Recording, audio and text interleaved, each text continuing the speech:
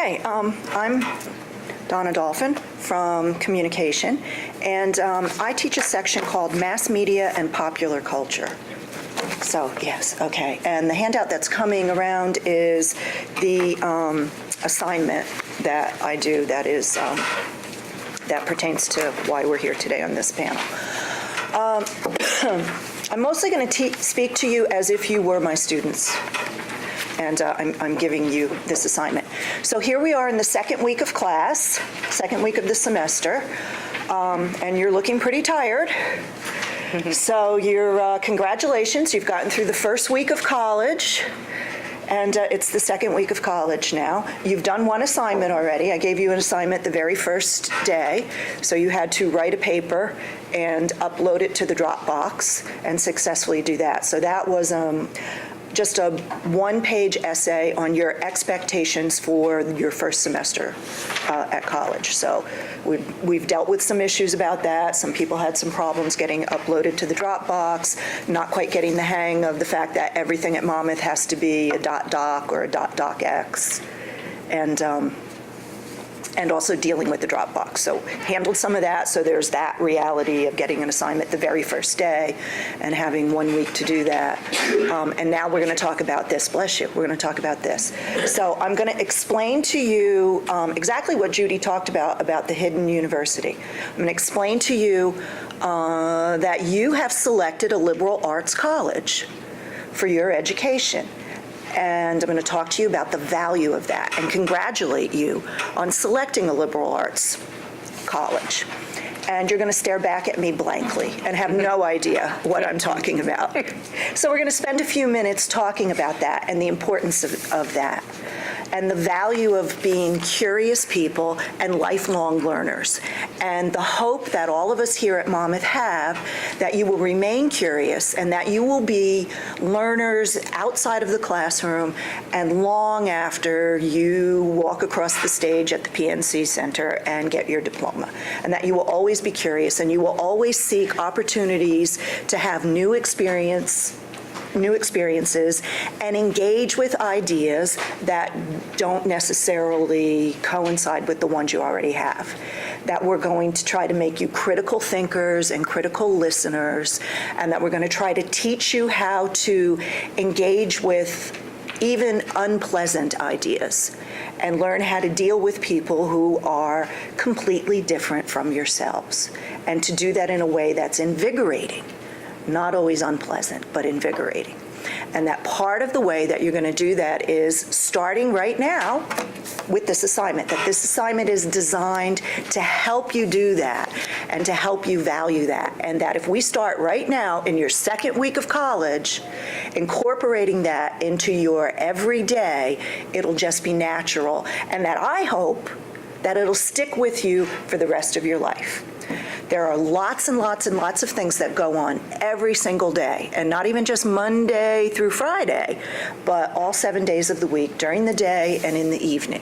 Lots of activities. They're social, they're cultural, they're academic, and a lot of them seem to be free, but the fact of the matter is they're prepaid. They're part of your kind of expensive tuition. Just like printing is free, it's really prepaid. That's why it costs a pretty penny to go to Monmouth. So since you already paid for most of these things, you might as well take advantage of them. I think your parents would probably be happy if you did. So here is your assignment. It's called the Campus Involvement Portfolio, and it's worth 15% of your final grade.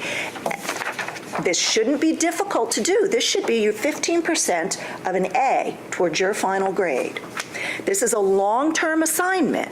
You have 11 weeks to get this done because it's due November 30th. And you're going to find my office if you haven't found it by then. I hope you will have found it by then. But you're going to find my office and you're going to hand it in a box in my office. So this is what you're going to do. You are required to find 10 different activities outside of our classroom and participate in them. You're going to document those activities in a way that you find. You're going to write a brief description, just a few sentences that tell me what that activity was, and then you're going to write a brief description, a few more sentences that tell me whether or not you found that activity valuable and worthwhile. Some things you're going to do that you really like, and some things you're going to do that maybe you think were a waste of your time, and you wish you could have had that hour or 2 or 3 back. That's okay. You don't have to love everything that you do. You just have to take a moment to reflect on it and tell me in good, appropriate college English what you felt about that activity. You're also going to gather some evidence that you really did this activity. It's up to you to figure out what that evidence is, but you're going to present me with evidence for each one of these activities. You're going to collect it all together in some sort of a portfolio.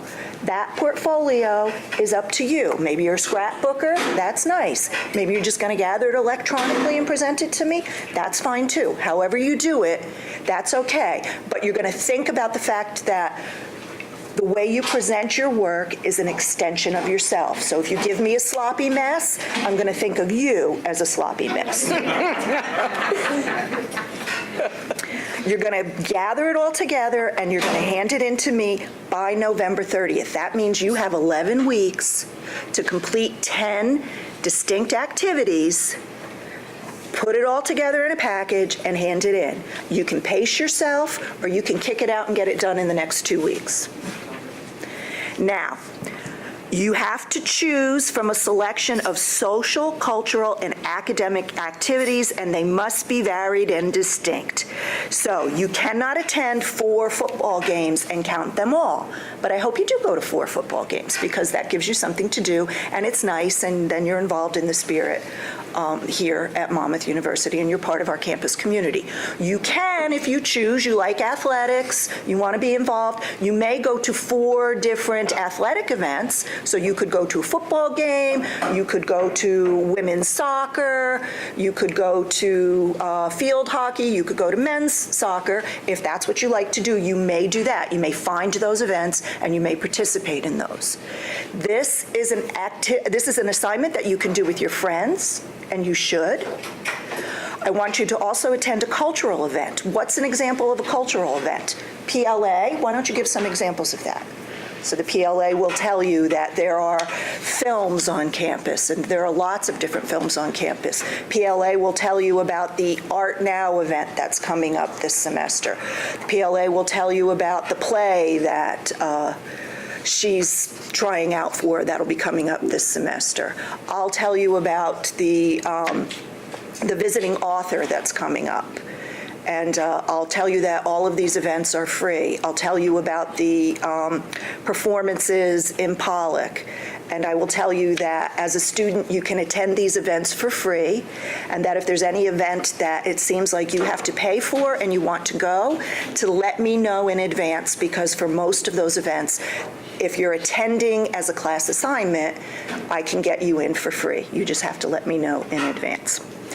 Academic activities. If you go visit a professor during their office hours, that will count. Is that something you've ever done in your life? It's something that's very valuable, and you need to learn how to do that. You will do better in classes once you learn how to do that. The first time you do it, you're probably going to feel a little awkward. But if you go do that, you can count it in this portfolio. If you're not quite sure what it is you're supposed to be doing about this, you can ask me after class, or you can come see me in my office during office life. Okay, what?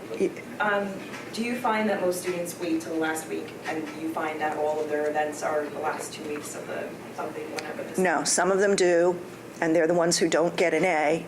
Shockingly, this should be an easy A, and it's not. Because I would think that that would be the most difficult, like if you wanted to also teach them just like time management. Yes, try and this is not force them, but have it be, you have to have at least, two from each month, and then, you can do the last 4. That's a great idea. That's a great idea to put the time management requirement on it.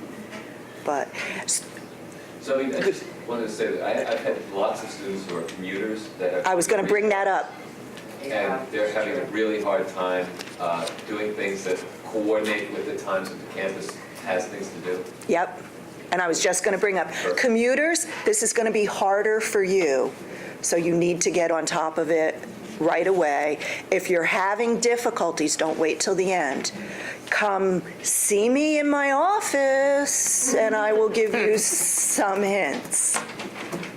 So, and the commuters tend to do more of the academic and less of the social.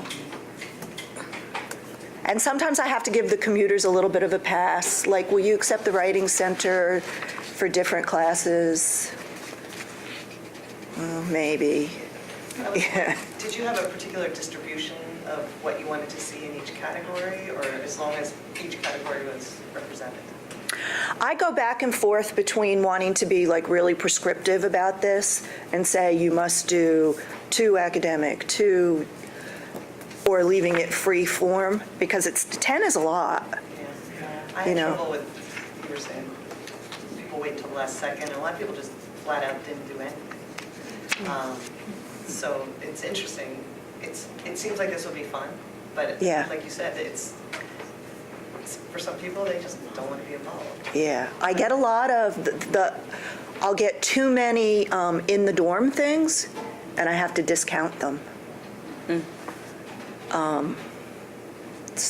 Push them out, you know, or they'll say, and then they'll come back to me and they'll say, but this was how to study in my dorm, and this was you know, tie-dyeing T-shirts in my dorm, and this was. And they try to defend it as an academic and a social and a cultural. And I say, yes, but you didn't leave your, yeah, you didn't leave your quad. Do you check only at the end of this assignment, or do you have progressive checks? Only at the end, when they hand it in all together. Yeah. So for the most part, for me, it gets them where I want them to be. But you're giving me good ideas. Thank you. I had tried to do a similar thing where I wanted them to earn 100 points, and they got big points for bigger activities. So if they went to the student involvement fair, they got like 30 points.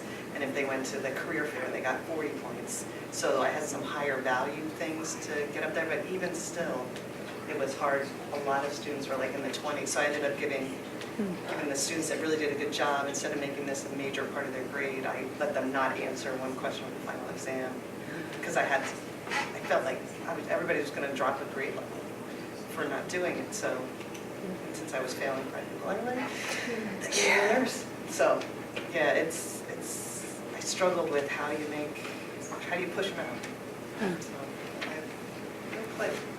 Yeah. Well, this is how I push them out. I also, my PLA feeds them things to do throughout the semester via email, eCampus, and in the classroom. We're always, making announcements. And my PLA from last year is coming back this coming year. She was really great. And often my PLAs will say, and I'll be at this event. You can take a picture with me. I'm going to this. I have to go to this speech for my whatever class. If you want to come, I'll be there. So they don't take as much advantage of that as I would like. But anyway, should we move on?